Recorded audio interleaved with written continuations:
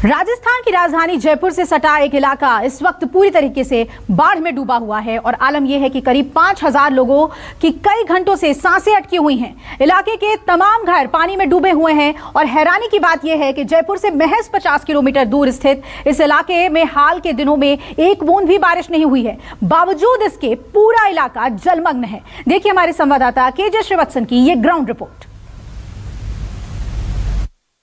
तेज बारिश के चलते बाढ़ के हालात बने हुए हैं। जयपुर के पास फागी में भी एक बांध के पाल के टूट जाने के कारण अब आवासीय कॉलोनियों में बस्तियों में पानी आने लगा है और पानी इस कदर है कि लोगों को रेस्क्यू कर सुरक्षित स्थानों पर लाना पड़ा है। यहाँ आप देख सकते हैं कि सड़क पर तो जहाँ पूरा पानी भरा हुआ क्योंकि बस्तियाँ डूबी है, बच्चों के घुटनों तक यहाँ पर पानी है। अगर वो उन बच्चों की तस्वीर दिखाऊं या लोगों की बताऊं तो इन सब लोगों को सुरक्षित लाया जा रहा है और यहाँ पर इस तरह जो भी जगह मिल रही है वहाँ पर रखा गया है। सिविल डिफेंस की टीम को यह सूचना मिली थी कि फागी इलाके की इस बस्ती में पानी तेजी से लोगों के घरों के अंदर जा रहा है, लोगों को सहायता की ज़रूरत है। तो ये पूरी टीम यहाँ से निकली है अपने हाथों में इनका जो बचाव के लिए चीज़ें ज़रूरी है उसे ध्यान में रखते हुए। लेकिन अब मैं इनसे जानने की कोशिश करता हूँ किस तरह से ये आगे बचाव के लिए जाते हैं, किस तरह का इन लोगों का एक्शन होता है, क्या ये कभी डरते नहीं है क्योंकि इतना पानी है। जब सब लोग घबराए हुए होते हैं उस वक्त ये लोगों की जाकर जान बचाते हैं।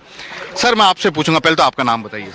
सर मेरा नाम है Bhim Singh Meena, civil defence instructor और रेस्क्यू टीम का मेंबर भी हूं मैं। अच्छा, तो ये बताओ ये आपको सूचना कब मिली थी कि यहाँ पर पानी भरा हुआ और अब किस तरह से आगे का काम होगा आपका? ये सर सुबह 7:30 बजे हमें कंट्रोल रूम से सूचना प्राप्त हुई कि वही फागी में एक डैम टूट गया है और जो निचला एरिया लो लाइन वो पानी से पूरी तरह से लबालब है और आपकी रेस्क्यू टीम की वहाँ पर जरूरत है। तो तुरंत ही हम 1 घंटे के अंदर यहाँ पर पहुँच गए। लेकिन एक बात बताइए, अब जैसे जैसे मैं आगे जा रहा हूँ पानी बढ़ता जा रहा है, अब लगभग ऑलमोस्ट मेरे घुटने तक पानी आ गया और कमर तक आप जैसे बता रहे हैं पानी है। सब लोग घबरा रहे हैं, आप लोग घबराते नहीं है सर? देखिए सर, हमारी जो सिविल डिफेंस की टीम है ये ट्रेंड टीम है, इसको हर साल अलग अलग तरीके का प्रशिक्षण दिया जाता है। मैं जैसे जैसे इस इलाके में आगे बढ़ता जा रहा हूँ वैसे वैसे पानी का जल स्तर लगातार ऊपर ही बढ़ता जा रहा है। खतरा कहाँ है शायद कोई भी नहीं जानता और ऐसे में जो टीम राहत बचाव कार्य में लगी है उसके हाथ में ये डंडा सबसे बड़ा मददगार साबित होता है क्योंकि न केवल यह पानी कितना गहरा वह बताता है बल्कि यह भी बताता है कि पानी में कहीं आगे और कोई गड्ढा तो नहीं है। तो ये इनका सबसे बड़ा शायद हथियार भी कहा जाता है इस वक्त सुरक्षा के लिहाज से। पूरी टीम आगे जा रही है, एक एक घर में एक एक लोगों से बातचीत कर रही है कि आप सुरक्षित स्थानों पर रहिए क्योंकि अभी बांध में लगातार पानी आ रहा है और पानी निकल भी रहा है। हालांकि जो बांध का एक दीवार ढही थी उसे बंद कर दिया गया है, लेकिन जो पानी का जल स्तर जिस तरह से लगातार बढ़ता जा रहा है वह शायद इस बात का संकेत दे रहा है कि अभी खतरा पूरी तरह से टला नहीं है।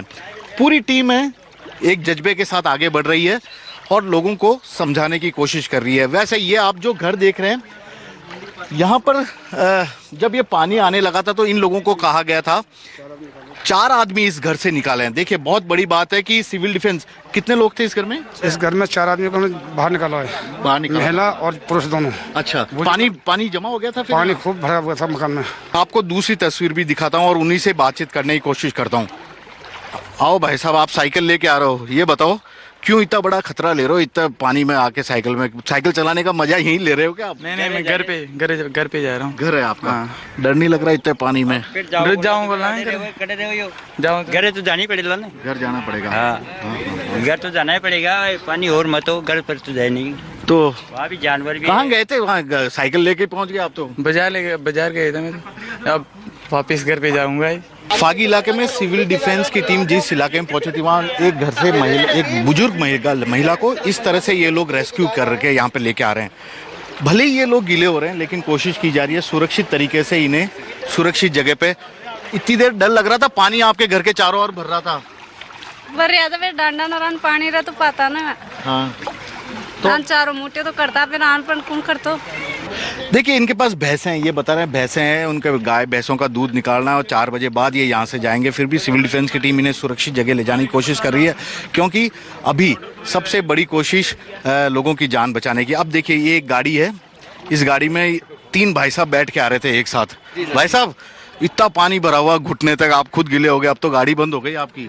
हाँ सर, पूरी गाड़ी बंद हो गई पानी में। फिर आग घुसे क्यों पानी में? हमें पता थोड़ा इतना गहरा है। आम रास्ता यही है सर आने का, यहाँ से रास्ता यही है, रोज का रास्ता यही है। लेकिन इतना पानी होगा कभी सोचा? नहीं, कभी सोचा ही नहीं, सपने में नहीं देखा।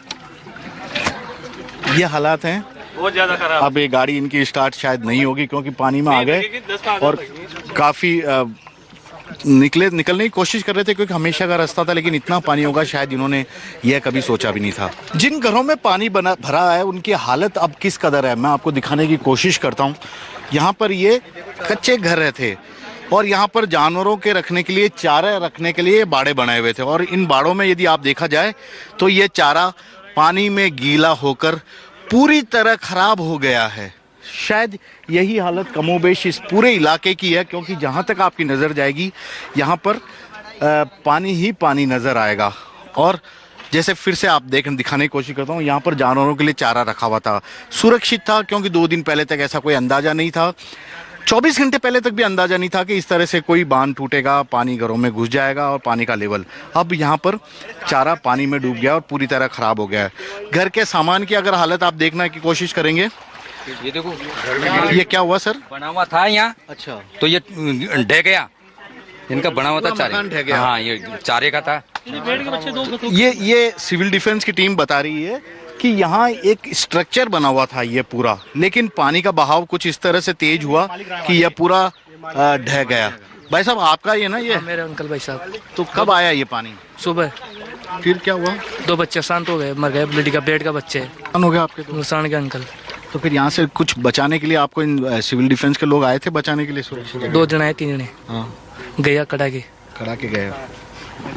क्या नुकसान हुआ आपके यहाँ पे? ये बता रहे हैं कि यहाँ पर स्ट्रक्चर था, 2 भेड़ के बच्चे थे, उनका निधन भी हो गया क्योंकि ये स्ट्रक्चर अचानक से नीचे गिर गया इस बाढ़ से। शायद इस तरह की आफत हर जगह अलग अलग कहानियों के रूप में आपको सुनाई दे सकती है, लेकिन जिस पर ये गुजरती है शायद वही हकीकत जानता है कि किस कदर के हालात यहाँ पर हैं। फिलहाल तो लोग इंतज़ार कर रहे हैं पानी के इस लेवल के कम होने का, ताकि फिर से अपनी ज़िंदगी को एक बार पटरी पर ला सके, अपने घर बार को संभाल सकें, क्योंकि इस वक्त सबसे बड़ी ज़रूरत है पानी का कम होना।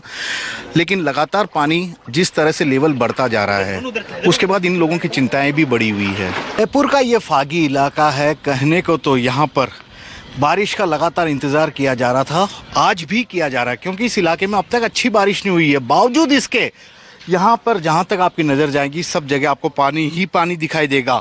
और इसके पीछे कारण ये बताया जा रहा है कि यहाँ पर पास में एक बांध बना हुआ है और इस बांध की एक दीवार ढह गई क्योंकि आसपास के ज़िलों में लगातार हो रही तेज़ बारिश के चलते उस बांध में पानी तेज़ी से आ रहा था और एक तरफ की दीवार जो कच्ची थी वह ढह गई और यहाँ पर इस पूरे बस्ती इलाके में ये पानी अब घुस आया। लोगों के घर डूब गए हैं, जानवर डूब गए हैं।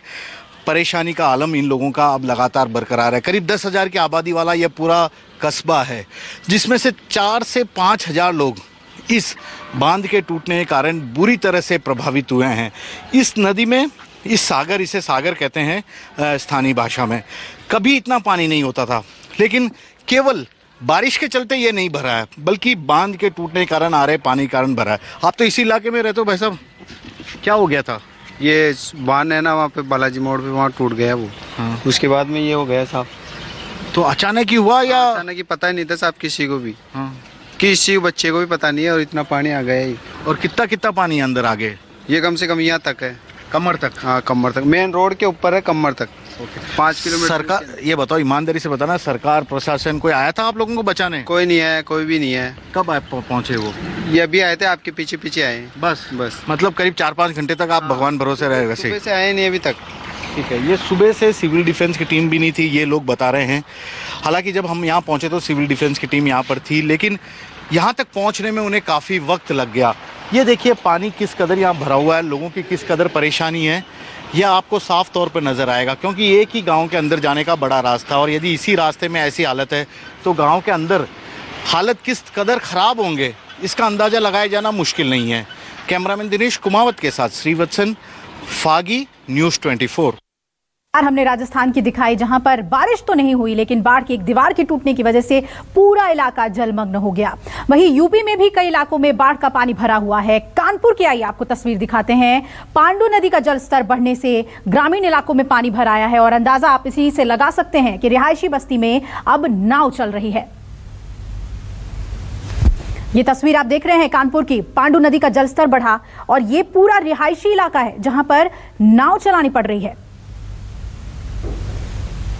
तो राजस्थान से लेकर उत्तर प्रदेश, मध्य प्रदेश, पहाड़ी इलाके, हर जगह मॉनसून का कहर देखने को मिल रहा है। बाढ़ जैसे हालात बन गए हैं और ऐसे में प्रशासन के लिए लोगों तक राहत पहुंचाना, उन्हें रेस्क्यू करना, तमाम चुनौतीपूर्ण परिस्थितियां बनी हुई हैं। ये तस्वीर आप कानपुर की देख रहे हैं। लगातार कानपुर में जलस्तर नदी का बढ़ता रहा है और ये पांडु नदी है जिसके जलस्तर के बढ़ने की वजह से रिहायशी इलाकों में लोग नाव पर चलने को मजबूर हैं। नमस्कार, मैं हूं मानक गुप्ता।